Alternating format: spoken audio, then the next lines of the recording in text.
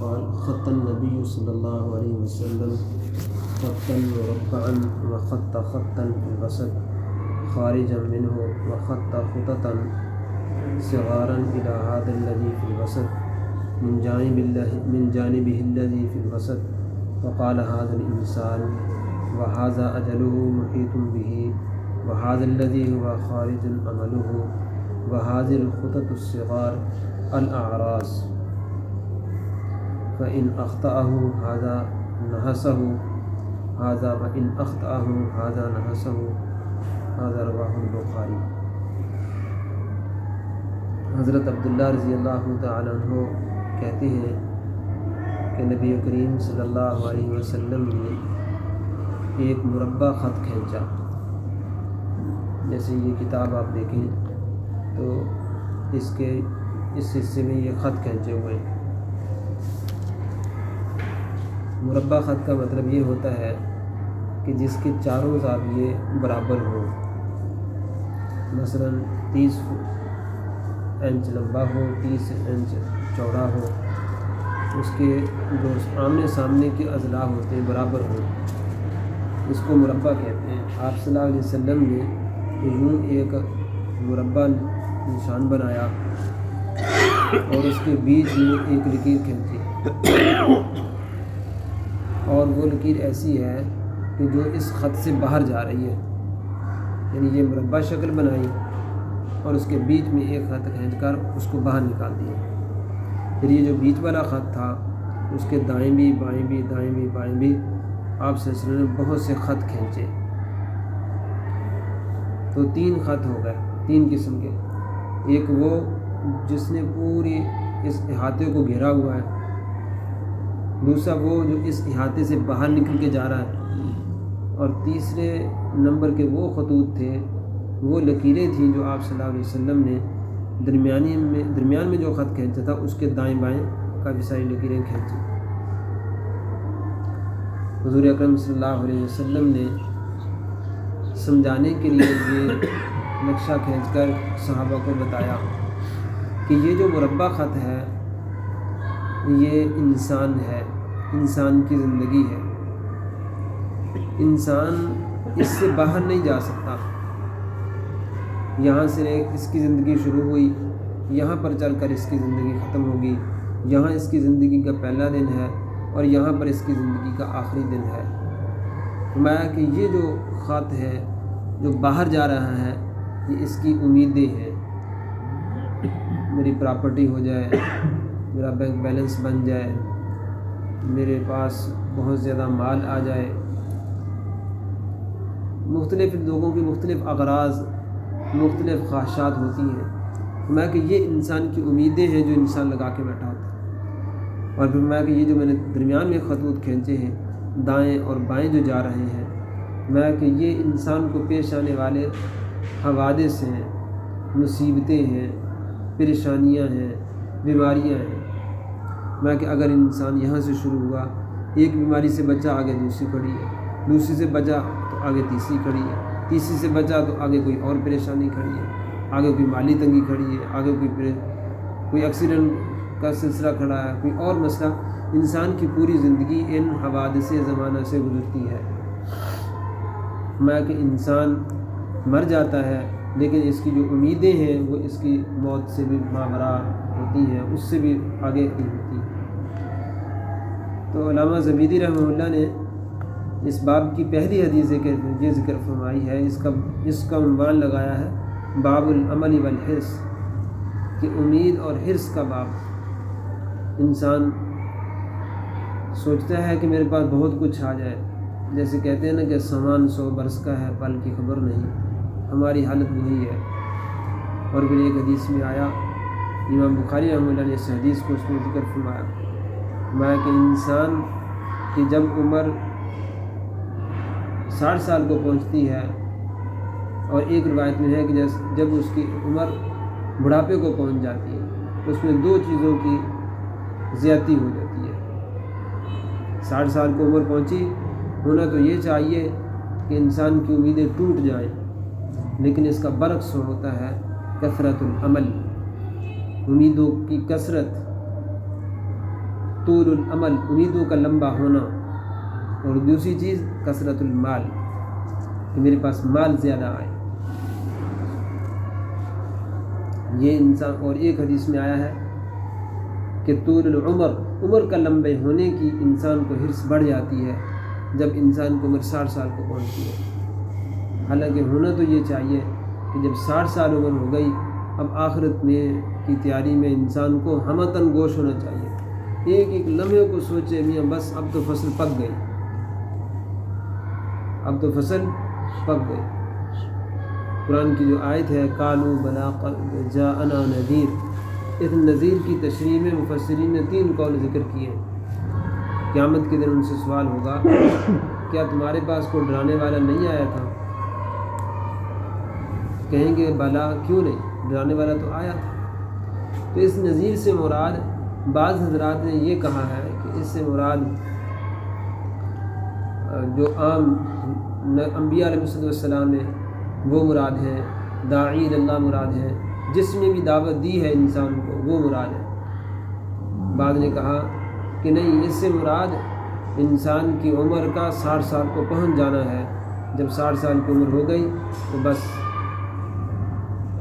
یہ ڈرانے والی ایک گھنٹی ہے جو بچ گئی آج اس پر. اسی کی حدیث میں آیا ہے کہ میری امت کی اوسط عمریں مابین 60 و 70، 60 سے 70 سال کے درمیان ہوگی. اور جس کی عمر بھائی اور 70 سے اوپر چلی گئی وہ تو سمجھے کہ اب بونس ہے، اب مجھے اللہ کی طرف سے بونس ملا ہوا ہے، اب کسی بھی وقت بلاوا آ سکتا ہے. جیسے کہ اب 70 سال جو تھی اس کی عمر اوسط جو وہ پوری ہو گئی.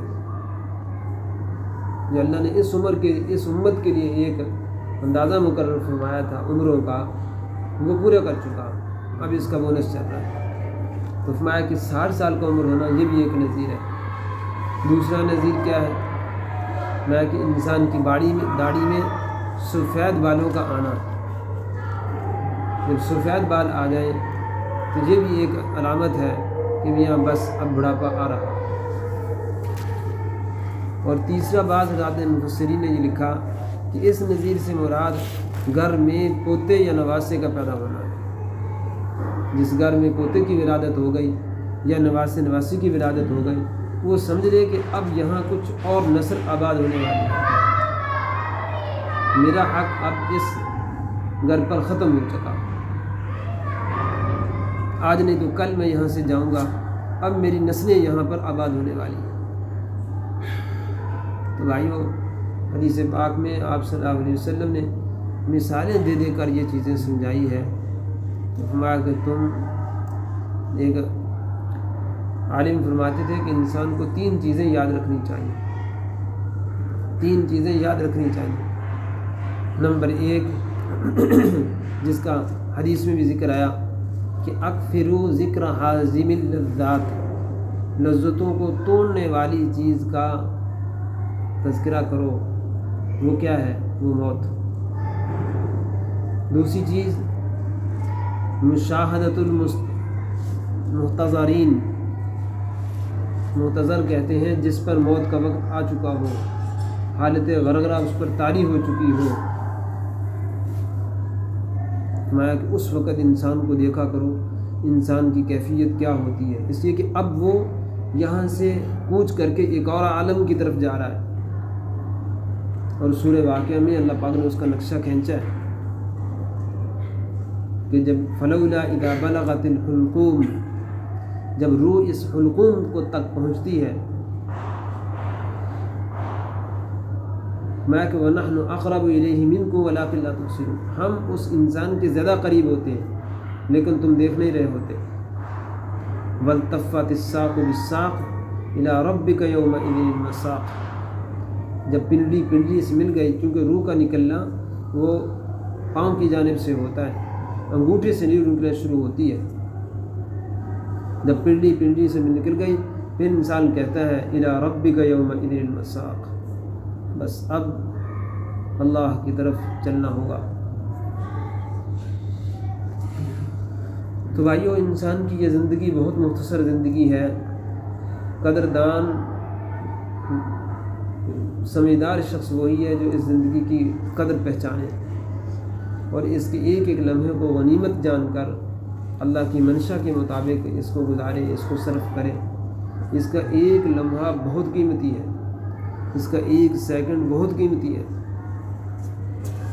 جیسے پہلے بھی میں نے عرض کیا تھا کہ انسان اس کے ایک سیکنڈ میں زمین و آسمان کی بادشاہت حاصل کر سکتا ہے، صرف سبحان اللہ کہہ کر، الحمدللہ کہہ کر، اللہ اکبر کہہ کر۔ وہ جو حضرت سلیمان علیہ السلام کا تخت جا رہا تھا اور اس کے اوپر 3 لاکھ کرسیاں لگی ہوئی تھیں، اس کے اوپر چند پرند جنات بیٹھے ہوئے تھے۔ علامہ آلوسی نے اس کو روح المعانی میں ذکر فرمایا، اور وہ جو تخت تھا وہ جہاز کی سپیڈ سے جا رہا تھا، غدوها شہر و رواحها شہر، قرآن نے ذکر فرمایا۔